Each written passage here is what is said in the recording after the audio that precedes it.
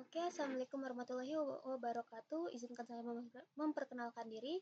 Nama saya Sapa Sartika Putri Arianti dari kelas 2B dengan NPM 2578256. Nah, di sini saya akan menjelaskan modul 17 yang ada pada 17.1, yaitu perangkat dalam jaringan kecil. Nah, topologi jaringan kecil. Ini di contoh ini jaringan usaha kecil yang ditunjukkan pada gambar ini.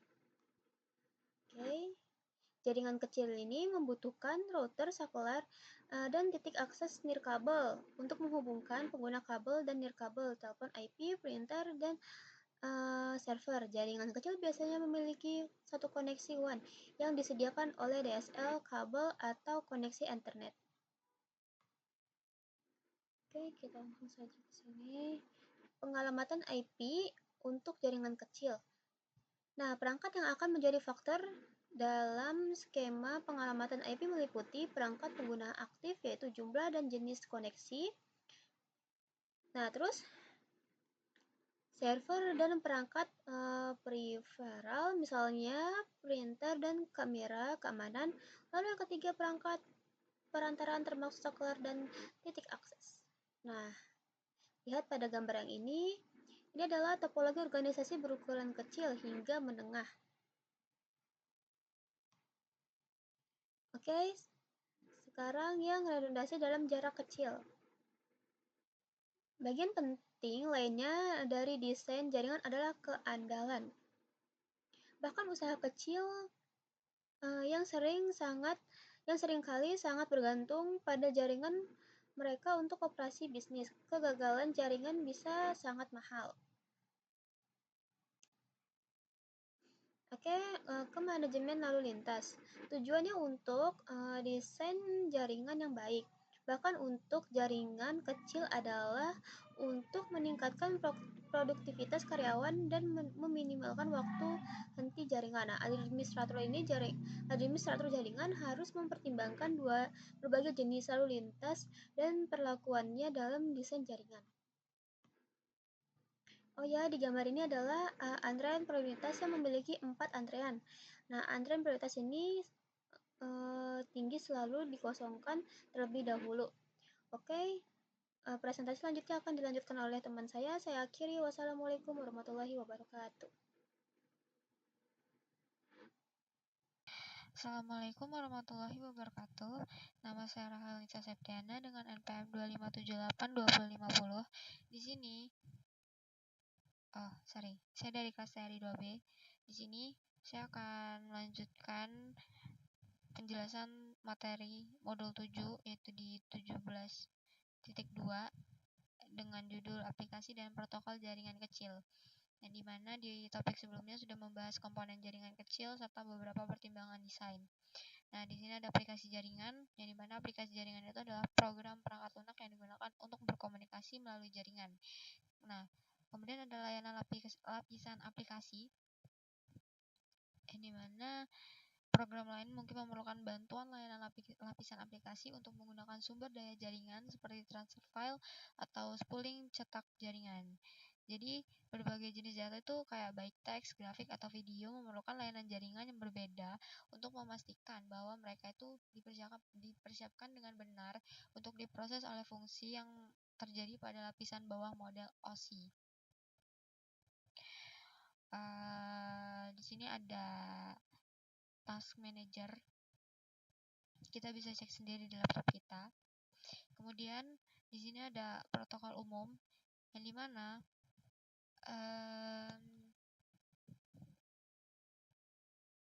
protokol jaringan itu mendukung aplikasi dan layanan yang digunakan oleh karyawan dalam jaringan kecil. Jadi ada dua solusi akses jarak jauh yang paling umum. Yang pertama ada SSH atau Telnet and Secure Shell.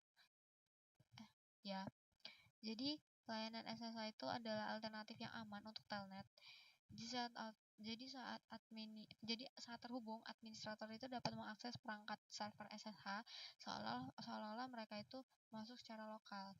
Nah, SSH itu digunakan untuk membuat koneksi jaringan jarak koneksi akses jarak jauh yang aman antara klien SSH dan perangkat berkemampuan SSH lainnya. Yang pertama, perangkat jaringan dan server. Di sini ada gambarnya. Kemudian, protokol jaringan ini terdiri dari perangkat dasar seseorang profesional jaringan. Masing-masing protokol jaringan ini tuh mendefinisikan proses di kedua ujung sesi komunikasi, jenis pesan, sintaks pesan, arti bidang informasi, cara pesan dikirim dan respons yang diharapkan, serta interaksi dengan lapisan bawah berikutnya. Selanjutnya, di sini ada aplikasi suara dan video. Jadi bisnis saat ini tuh semakin banyak menggunakan telepon IP dan media streaming untuk berkomunikasi dengan pelanggan dan mitra bisnis. Banyak organisasi memungkinkan karyawan mereka untuk bekerja dari jarak jauh. Seperti itu. Terus di sini ada faktor-faktor yang harus dipertimbangkan oleh administrator jaringan kecil saat mendukung aplikasi real time. Dan infrastruktur FIP, telepon IP, dan aplikasi real time. Oke, mungkin itu aja yang bisa saya sampaikan di modul ini. Terima kasih. Wassalamualaikum warahmatullahi wabarakatuh. Oke, assalamualaikum warahmatullahi wabarakatuh. Di sini saya akan melakukan presentasi ya pada mata kuliah jaringan komputer, yaitu di modul 17.5, yang dimana IP configuration on Windows host gitu kan. Jadi langkah pertama ya kalau internet bermasalah itu adalah dengan ngecek komputer kita sendiri gitu kan. Gimana cara lihat IP address di berbagai sistem operasi gitu kan. Oke, di Windows itu kalian tinggal membuka command prompt ya atau CMD, dan kita bisa mengetik ipconfig gitu. Kalau mau lihat detail sampai ke MAC address gitu kan atau DNS, kalian itu bisa mengetik ipconfig garis miring all gitu kan. Nah, kalau di ini seperti ada yang lainnya, ini yaitu ipconfig release dan juga ipconfig renew gitu. Lalu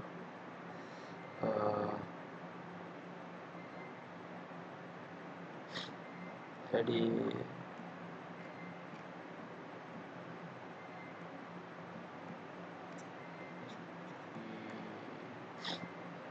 oke, ada gelar komen gitu kan. Jadi kita animasikan gitu ya. Ibarat buku alamat yang menghubungkan IP address ke MAC address gitu kan. Setelah tahu IP address kita gitu kan. Kadang kita itu pengen tahu gitu kan, komputer kita ini kenal nggak sih sama siapa aja di jaringan lokal gitu kan. Kita bisa ngecek dulu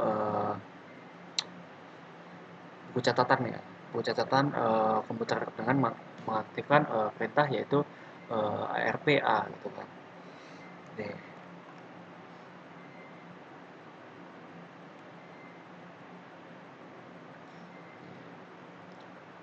Di CMD gitu kan atau terminal ini menjalankan. Jadi perintah ini gitu kan akan menampilkan table gitu kan, table ARP yaitu address resolution protocol gitu. Di tabel ini kalian itu bisa melihat pasangan gitu kan antara IP address dan juga MAC address-nya gitu.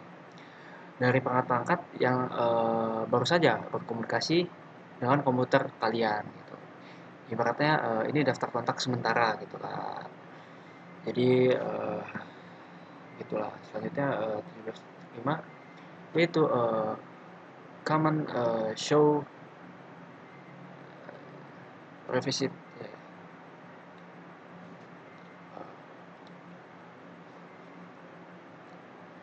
Sekarang coba kita pindah ke router dan switch ya gitu ya. Kalau ada satu komen yang wajib kalian hafal mati gitu kan, yaitu adalah show IP interface brief gitu kan.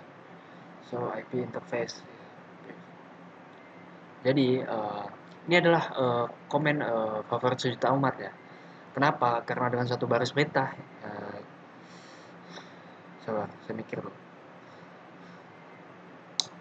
Karena dengan satu baris perintah ini kita itu bisa langsung melihat gitu kan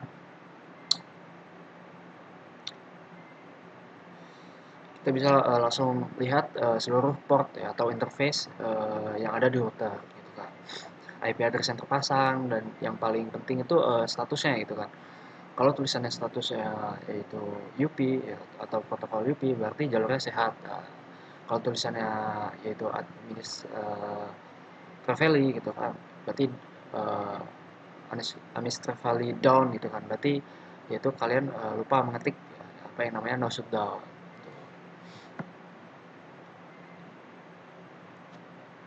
Selanjutnya ada di 7.6, yaitu show GDP network command.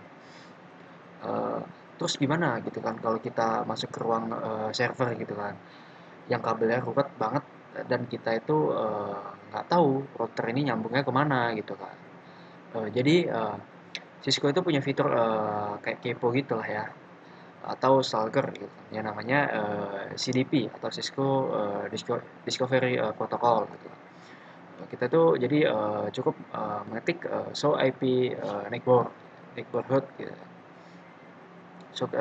Show CDP network host gitu kan. Router kita bakal langsung ngasih tahu gitu kan. Oh, ini dari port gigabit 0.1 punyaku gitu kan. Aku nyambung sama switch yang namanya S1 jenis gitu kan. Nah, jenis perangkat ini dan port tetangga gitu kan, itu yaitu fast Ethernet gitu kan misalnya, sangat membantu banget kalau kita lagi nggak punya peta jaringan gitu kan, atau topologi gitu, topologi jaringan. Lalu 17 titik. Nah, ini up, down.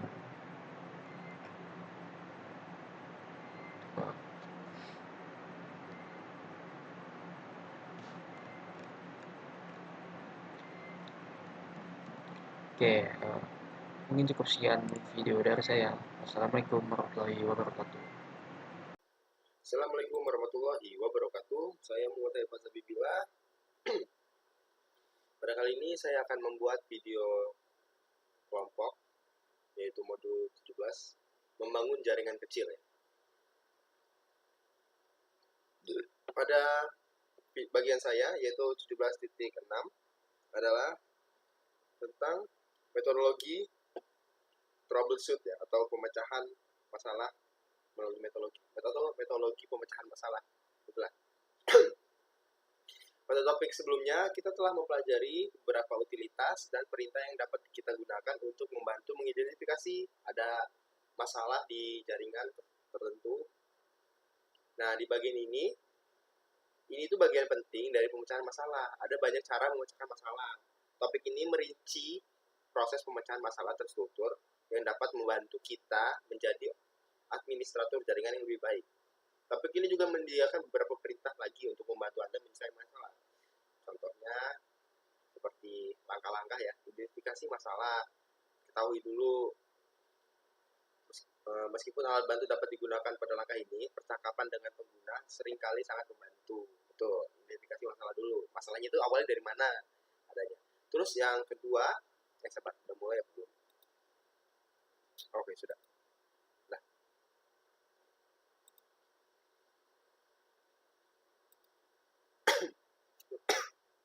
yang kedua, dalam langkah-langkah itu ada menyusun teori penyebab yang mungkin terjadi. Setelah masalah teridentifikasi, kita coba menyusun teori tentang kemungkinan yang terjadi. Misalnya, jika ada satu perangkat nih, dia itu nggak bisa menggunakan internet, padahal perangkat lainnya bisa menggunakan internet.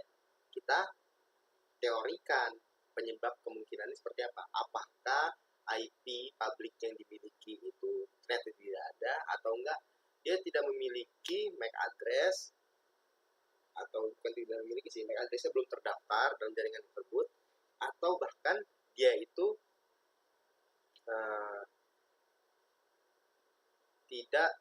tidak diizinkan masuk dalam jaringan ya, kalau dalam konteks WiFi ya. Terus yang ketiga adalah menguji teori untuk menentukan penyebab. Berdasarkan kemungkinan penyebab, kita akan menguji untuk menentukan mana yang penyebab masalah tersebut gitu, mana yang mendekati atau bahkan tepat dalam masalah yang terjadi gitu. Terus yang langkah keempat yaitu menyusun rencana, aksi, dan menerapkan solusi. Setelah ini kita akan menyusun nih, kalau kita udah tahu penyebab masalahnya apa, kita akan susun tindakan. Misalnya bakal melakukan perbaikan IP atau perubahan IP, atau misalnya kalau ada sebuah PC yang tidak masuk ke internet, ternyata kabelannya itu yang rusak, kita bisa mengganti kabelannya seperti itu. Terus langkah kelima, verifikasi solusi dan terapkan langkah pencegahan. Nah, ini yang paling penting nih supaya kejadian error atau kerusakan itu tidak terjadi, yaitu memverifikasi atau mengevaluasi memverifikasi solusi dan menerapkan langkah pencegahan gitu. Terus langkah laki itu mendokumentasikan temuan, tindakan, dan hasil supaya jika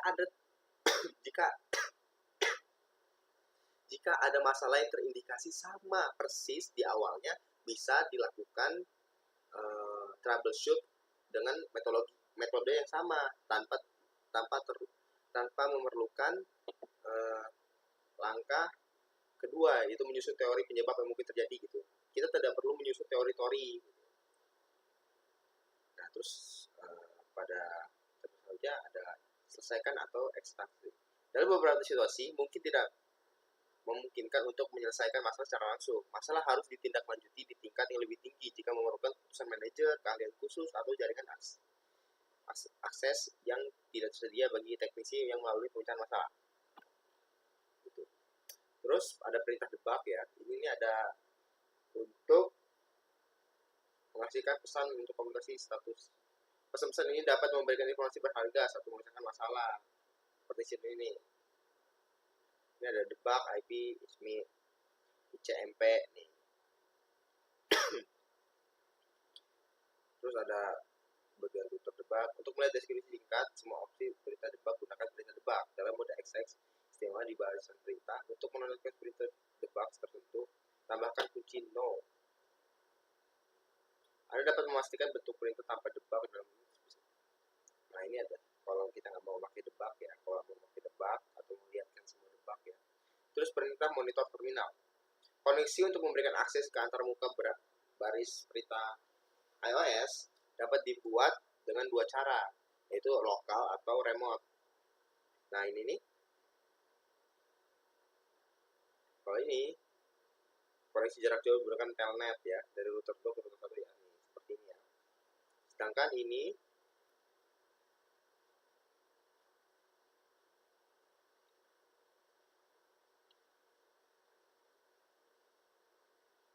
ini langsung ya, dari ke bagian terminal langsung. Mungkin segitu saja ya. Selanjutnya akan dilanjutkan oleh teman saya akhiri. Wassalamualaikum warahmatullahi wabarakatuh.